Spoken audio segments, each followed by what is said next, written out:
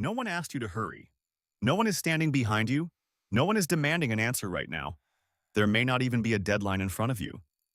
But your body still feels like something is waiting. Your chest feels tight. Your mind jumps from one unfinished thing to another. You sit in a quiet room, but internally, it does not feel quiet. It feels like you are late for something you cannot name. That is one of the strangest forms of pressure. Not pressure from a real emergency, not pressure from someone openly asking for something, but pressure that appears when nothing is actually happening. The invisible pressure, the kind that says, you should be doing more. You should be further ahead. You should have handled this already. You should not be calm yet. And because no one else is saying it out loud, it becomes harder to question. You start assuming the pressure must be true. But pressure is not always proof that something is urgent. Sometimes pressure is an old inner system still trying to protect you from criticism, failure, disappointment, or being caught unprepared. It feels like responsibility, but underneath it, there may be fear. The first reason this happens is that your mind learned to move before being judged. At some point, waiting may have felt risky. If you waited too long, someone got upset. If you relaxed too soon, someone called you careless. So your mind adapted. Before anyone could criticize you, you criticized yourself. Before anyone could ask, you asked yourself. Before anyone could say you were late, you started feeling late. That inner pressure became a way to stay ahead of possible disappointment. From the outside, it may look like discipline. You seem responsible, alert, and thoughtful. But inside, it feels like being monitored by an invisible manager who never takes a day off. That invisible manager keeps a list. It notices what is unfinished. It reminds you what could go wrong. It tells you peace has to be earned first. And the difficult part is that this voice often sounds reasonable. Just prepare a little more. Just fix this before you slow down. Just think ahead so nothing goes wrong. But there is always one more thing. So, the pressure never ends. The second reason is that you may have confused calm with falling behind. The moment life becomes quiet, the mind starts searching for the catch. What am I forgetting? What did I miss? Who needs something from me? What should I prepare for? This is not because calm is dangerous. It is because your mind has had more practice feeling useful under pressure than safe inside peace. Pressure gives you a role. Pressure gives you direction. Pressure tells you who you are supposed to be. But peace asks a harder question. Who are you when you are not proving anything? That can feel uncomfortable. Because if your identity has been built around handling things and staying ahead, then a quiet moment can feel like losing control. You are no longer performing. You are simply existing. And if simply existing was never made to feel enough, your mind may turn ordinary life into a performance review. The third reason is the silent scoreboard. No one else can see it, but you can feel it. It measures whether you woke up early enough, replied quickly enough, used your time well enough, improved fast enough, stayed disciplined enough. The scoreboard keeps moving. Even when you do something well, it quickly shifts to the next thing. There is no real finish line. Only the feeling that you are almost acceptable, but not quite there yet.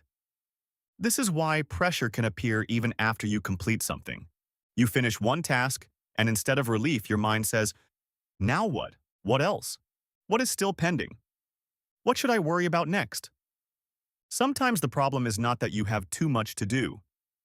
It is that your mind does not know how to register completion. It knows how to chase. It knows how to prepare.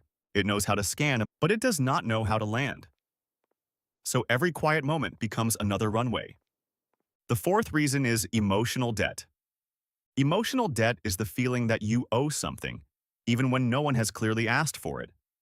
You may feel you owe people availability, your family strength, your future self-improvement, or your past self proof that everything was worth it.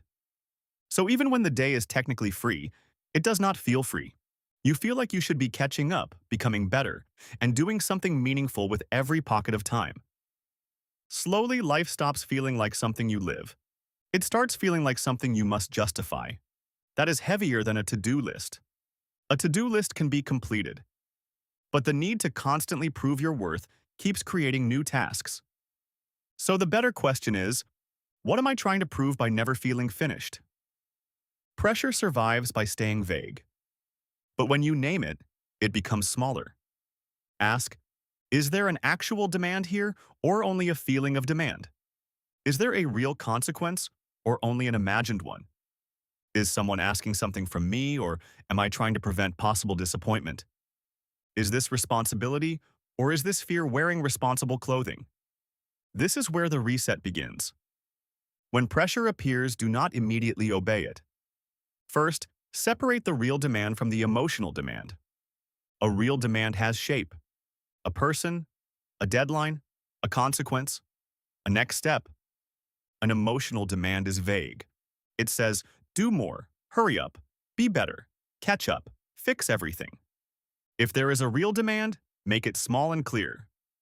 Not fix my life. Not catch up on everything. Just one grounded next step. Send the message. Write the note. Prepare the document. Make the call. Choose the one thing. Pressure becomes more manageable when it turns into a clear action. But if there is no real demand, name that too. Say quietly, there is no clear demand right now. There is only pressure. That sentence separates reality from the alarm. Then, take one ordinary action that does not prove anything. Drink water slowly. Step outside for 2 minutes.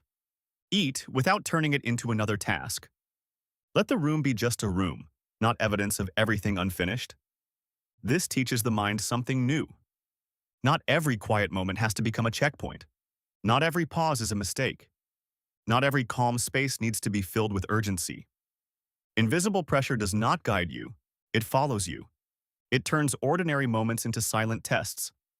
And the way out is not to fight it harder. The way out is to stop automatically obeying it. You can notice the invisible manager without letting it run the whole day. You can see the silent scoreboard without living for its numbers. You can feel the pressure and still ask, is this real or is this learned? Is this urgent or is this familiar? Is this responsibility or is this fear? Because sometimes the pressure was never an instruction. It was only a signal from a part of you that learned to stay ready. But your life does not have to be managed only by urgency. You can answer real demands without inventing extra ones. You can have a quiet moment without turning it into a trial. The next time pressure appears when no one is asking anything from you, you do not have to immediately obey it. You can pause. You can look at it. You can ask what it is trying to prevent. Then you can choose one real action or no action at all. Because a quiet moment is not always a warning. Sometimes it is just a quiet moment. And you are allowed to be inside it without proving why.